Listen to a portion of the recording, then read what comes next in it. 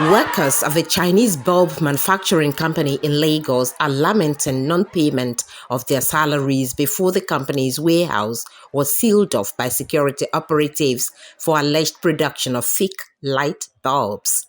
Those who spoke to AIT said they resisted an attempt by the security officers to seal off the premises, as they are still at a loss as to why they invaded their workplace without prior notice. It's affecting thousands of youths who are supposed to be employed in the factory.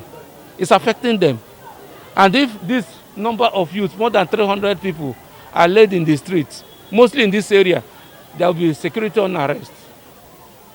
And that is number one. Number two, I think even the women there will be let loose. An Abuja Federal High Court had on the 20th of January 2022 issued an ex parte order for temporary sealing and seizure of AKT Chinese bulb manufacturing warehouse located at Ijegun-Egba Waterside, Satellite Town, Lagos, for alleged production of fake light bulbs.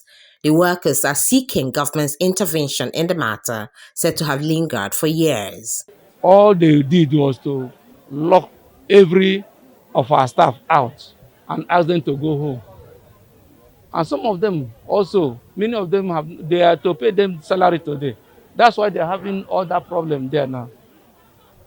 To drive them away is not possible. If this issue is to be answered the way it's supposed to be, there should be proper procedure. The order given by Justice Taiwo of an Abuja Federal High Court in the suit filed against the company authorized the complainant to evacuate all the exhibits in the warehouse pending the conclusion of investigation on the matter.